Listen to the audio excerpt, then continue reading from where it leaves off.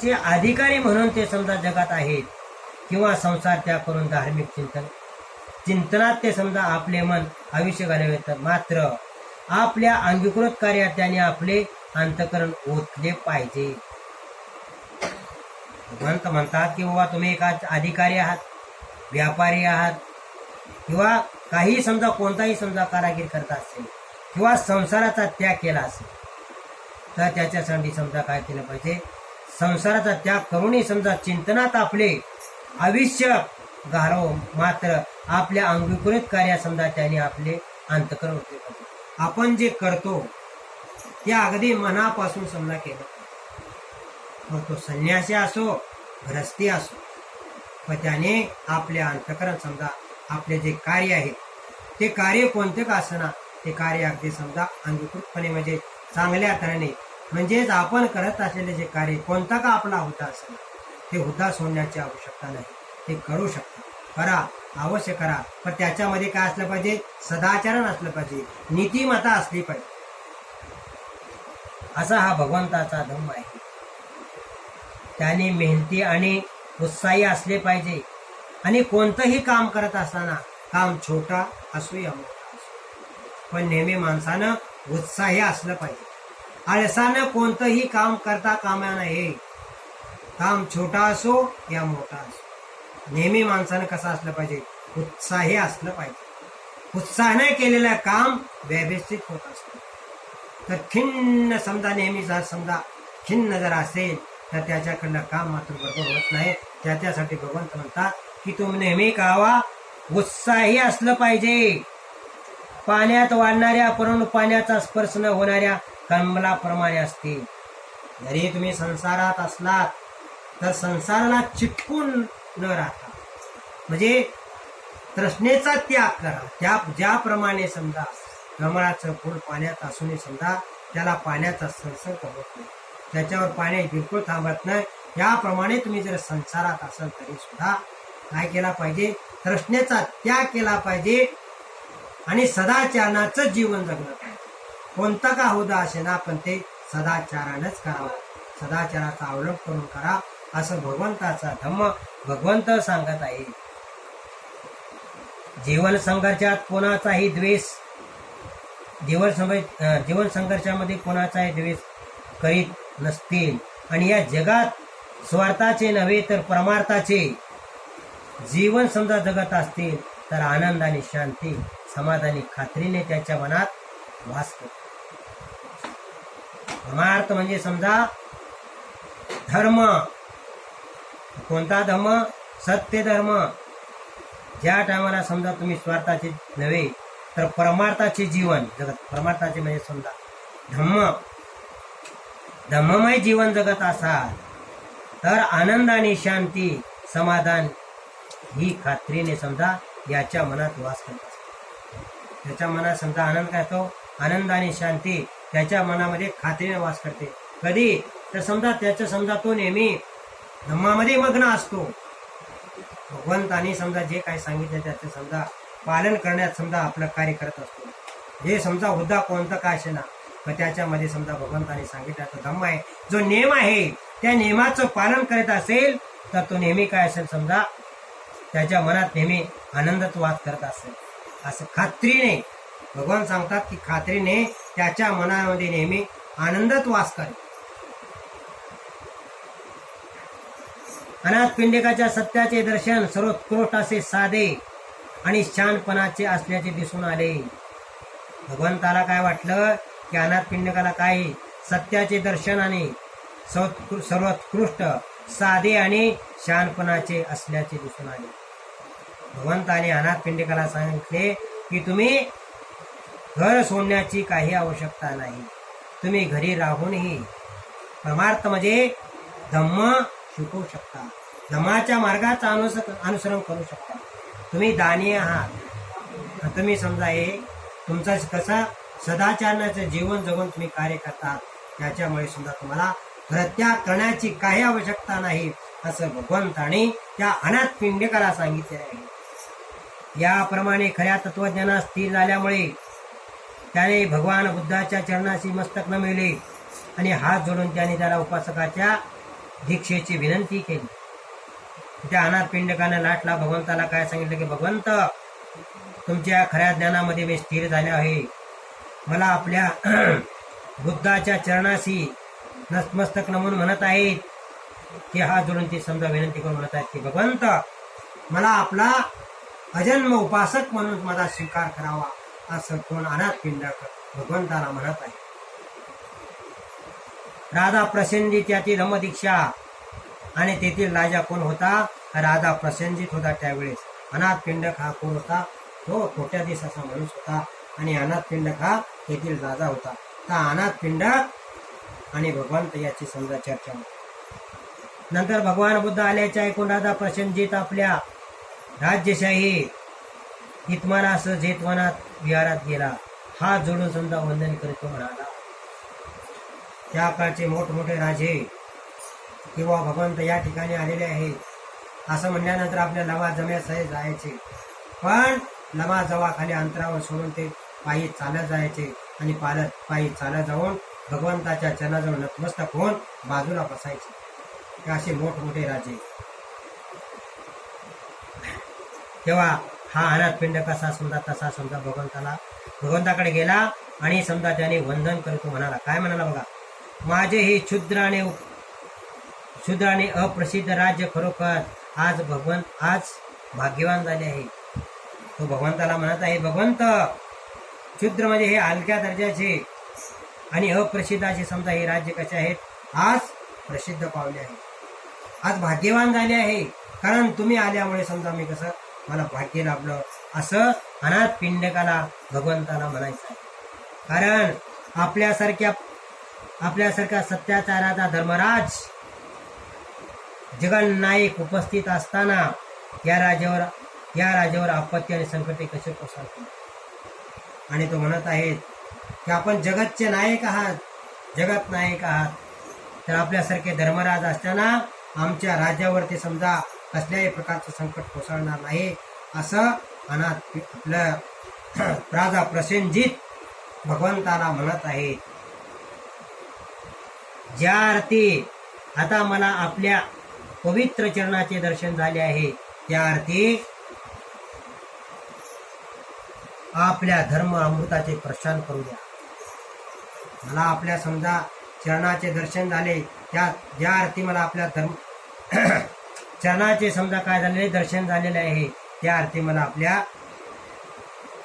आपल्या धर्म अमृताचे प्रशान करू द्या. म्हणजे धर्म अमृत म्हणजे काय? भगवंताने सांगितलेला धर्म. धम्म म्हणजे भगवंताने केलेले उपदेश. आता हे मला सांगा, असं कोण म्हणत आहे? ते राधा प्रसेनजित भगवंताला म्हणत आहे. याच्याने समजा मी धन्य झालो आहे, धन्य पावलं आहे मी. तेव्हा आपण मला आपलं तत्व अमृत समजा काय आहे, धर्म अमृत मला द्या, असं राधा प्रसेनजित भगवंताला म्हणत आहे. ऐहिक संपत्ती अनित्य आणि नाशिवंत आहे, तर या धर्मरूपी धन शाश्वत आणि अविनाशी आहे. ऐहिक जीवन जगणाऱ्या राजाचे जीवन दुःखी असते. मी कसा आहे, ऐहिक जीवनात जगणारा एक दुःखी माणूस आहे.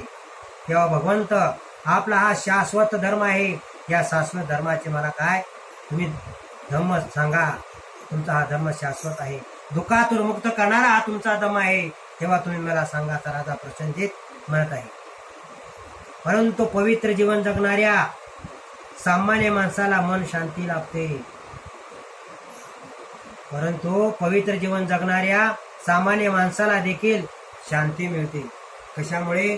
तर तुमचा हा धम्म ऐकून त्याला शांती मिळत असते. तेव्हा तुम्ही मला काय सांगा, तुमचा हा ज्ञान अमृत मला द्या, असं कोण म्हणत आहे? राधा प्रसेनजित म्हणत आहे. सुखाची हवा आणि अभिलाषा यांनी कंटाळलेल्या राजाच्या मनाची स्थिती ओळखून ही संधी योग्य आहे असे जाणून भगवंत म्हणाले. भगवंताने ओळखले की या संसारामध्ये समजा हा कंटाळलेला आहे, त्याच्या मनाची अशी स्थिती झालेली आहे. हे ओळखून भगवंत काय म्हणाले बघा, हीन स्थिती जन्माला आलेल्या लोकांनी धर्मप्रायण मनुष्याला पाहिला तर त्या देखील समजा त्याच्याबद्दल आदरभाव वाटतोच. असं हीन स्थितीत आहेत, म्हणजे समजा या संसाररूपी दुःख सागरामध्ये आहे.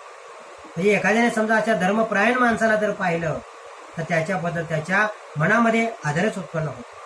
साहजिकच आहे असं बघून मग पूर्वपुण्याने लाभलेल्या अशा स्वतंत्र राजाला त्याबद्दल किती आदर वाटत असेल. आणि जे समजा हे राज्यकारभार जे भेटलं तुमच्या ह्या पूर्व पुण्याईमुळे समजा जे झालंय तेव्हा तुमच्यासारख्या राजाला काय वाटेल, आनंदच आदरच वाटणार आहे असं भगवंत म्हणत आहे.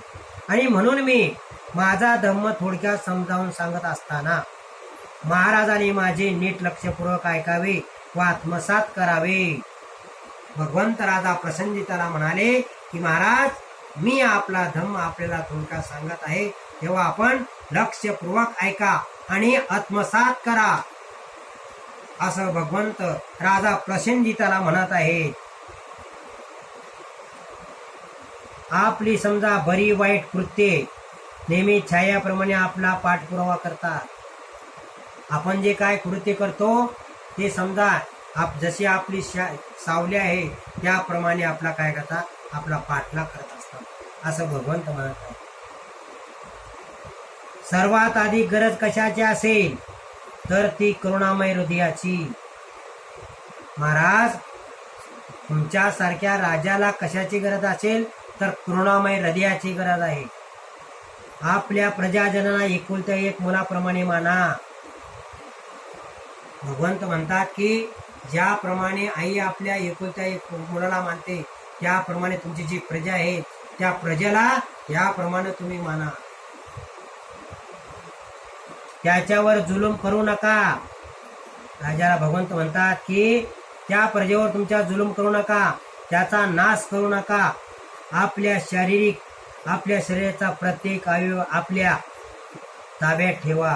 कुमार्गाच्या विचाराचा त्याग करा आणि सन्मार्गाने जा. भगवंत म्हणाले तुमचे समजा इंद्रिय आहेत, तुमचे जे अवयव आहेत त्या अवयवावरती ताबा ठेवा. राजा म्हणून कोणतेही समजा वाईट कर्म करू नका, तर सन्मार्गाचा मार्ग करा, सन्मार्गाने जा असं भगवंत त्या कोणाला सांगत आहे तर राजा प्रसन्नजिताला सांगत आहे.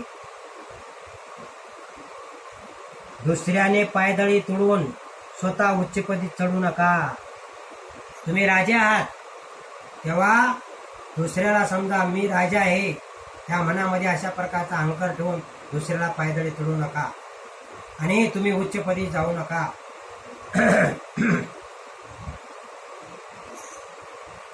दुःखाला सुख आणि त्याला आपला मित्र माना. भगवंत म्हणाले दुःखिताला सुख द्या आणि त्याला आपला मित्र माना. जे दुःखी आहेत त्याला मित्र माना आणि त्याला सुखी करा. कारण तुम्ही राजे आहात, ते तुमची प्रजा आहे. तुमच्या प्रजेला समजा दुःख झालं तर काय करा, त्याला सुखी करण्याचा प्रयत्न करा. तुम्ही राजा असं भगवंत राजा प्रसन्नतेला म्हणत आहेत. राज्यशाही बडे जावास अधिक महत्व देऊ नका. मी एक राजा आहे अशा बडेजावपणाला महत्व देऊ नका असं भगवंत म्हणाले. किंवा तोंड पूजा करणाऱ्याची तोंड शब्दात केलेली स्तुती ऐकू नका. तोंड पूजा म्हणजे समजा एखादा म्हणतो वा फार छान, किती चांगल्या, तो कसाही कार्य करत असला तर समजा त्याची स्तुती करणार आणि त्याची स्तुती करून त्याला त्या स्तुतीने काय जाणार, भगवंत जाणार. म्हणून भगवंत म्हणतात की अशी तोंड पूजाची स्तुती करणाऱ्याची समजा स्तुती ऐकून घेऊ नका. त्याच्याने काय होणार तर तुमच्याकडे अहंकार निर्माण होणार. मग त्या अहंकाराला थारा देऊ नका. त्याच्या अशा सारख्याची समजा स्तुती ऐकू नका असं भगवंत त्या राजाला उपदेश देत आहे. तपश्चर्येने स्वतःला क्लेश करून घेण्यात काही लाभ नसतो. भगवंत म्हणतात तपश्चर्येने क्लेश करून घेण्यात काही लाभ नाही. मी स्वतः 6 वर्षे खडतर अशी तपस्या केली पण समजा त्याचे काही समजा मला सुख मिळालेलं नाही.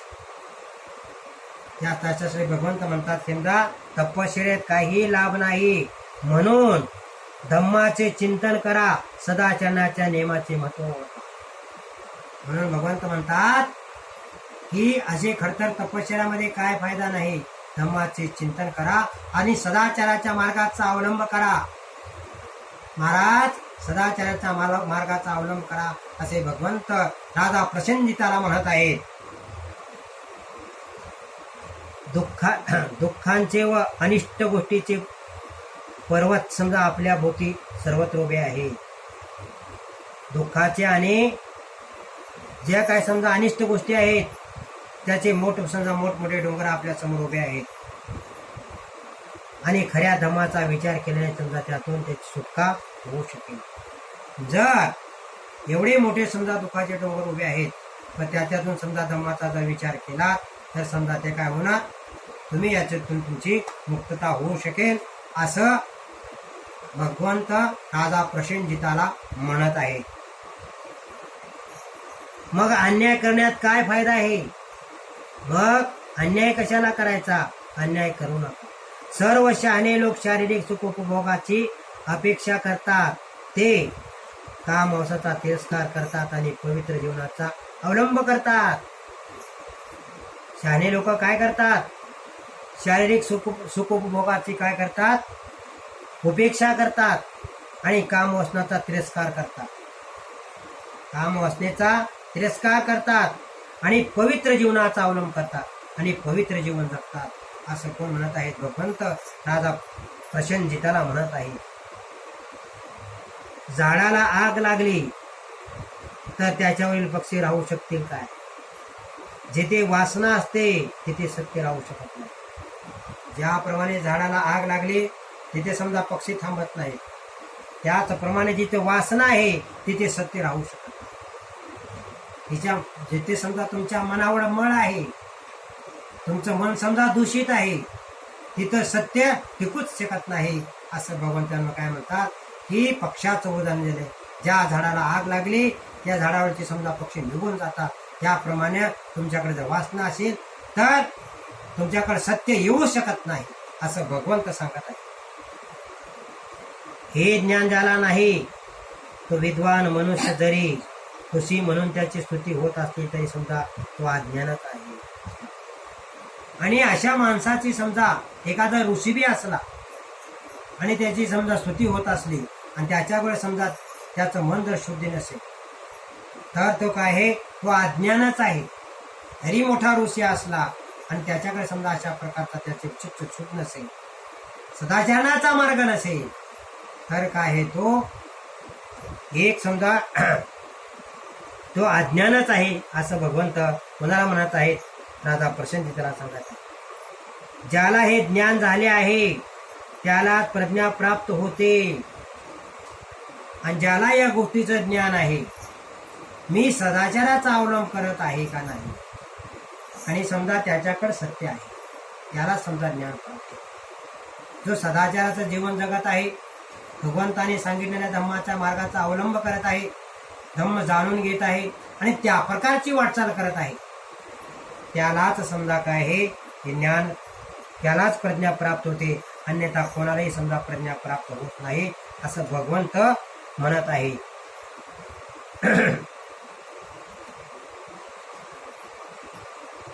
आणि ज्याला हे ज्ञान झाले आहे त्याला ज्ञान प्राप्त होते. ही प्रज्ञा प्राप्त करून घेणे या जीवनाचा एकमेव उद्देश आहे. आणि अशा प्रकारे भगवंताने सांगितलेला जो धम्म आहे त्या धम्माला प्राप्त करून घेणे हाच आपल्या जीवनाचा विकास आहे. जीवनाचा विकास कशाने होतो?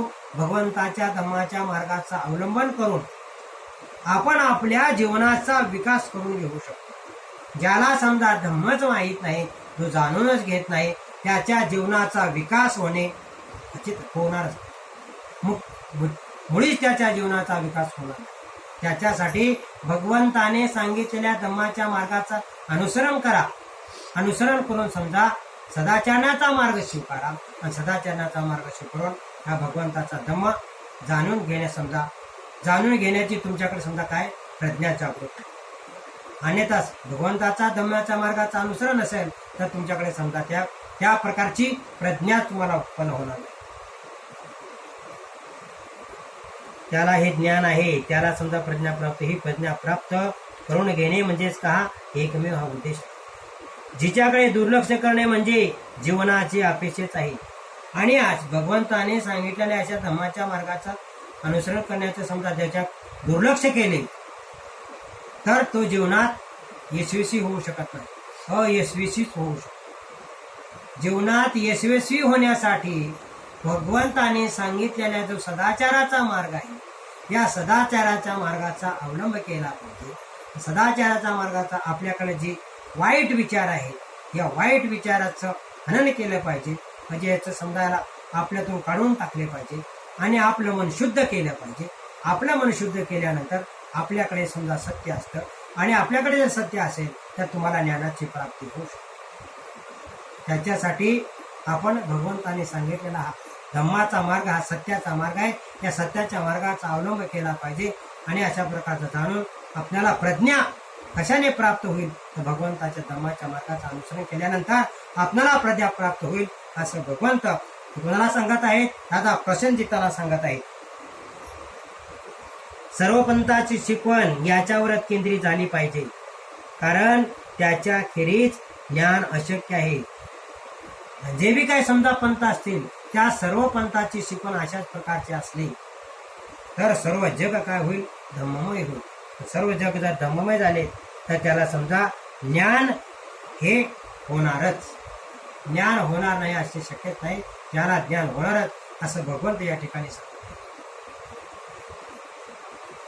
हे सत्य केवळ ऋषी मुनीसाठीच नाही, प्रत्येक मानव प्राण्याशी त्यांचा संबंध आहे. हे जे भगवंताने सांगितलेले जे ज्ञान आहे, हे ज्ञान समजा फक्त ऋषी मुनीसाठीच नाही तर सर्व मानव जातीसाठी समजा त्याचा उपयोग आहे. सर्व मानव जात समजा त्याचा उपयोग करू शकते. आणि वरस्तस्थ भिक्खू आणि कौटुंबिक जीवन जगणारा सामान्य मनुष्य त्याच्यात या बाबतीत काही फरक नाही. मग एखादा समजा भिक्खू असेल, एखादा गृहस्थ असेल आणि दोघेही समजा या मार्गाचा अवलंब करत असतील तर या दोघांमध्ये समजा काही फरक नाही. गृहस्थी असून हे भगवंताच्या धम्माचा मार्गाचा अवलंब करू शकतात, भगवंताचा धम्म जाणून घेऊ शकतो, आपल्या मनाची शुद्धी करून घेऊ शकतो. भगवंताने जे सांगितले आचरण, ते आचरण आपल्या आचरणात आणून समजा आपण आपल्या स्वतःला शुद्ध करू शकतो.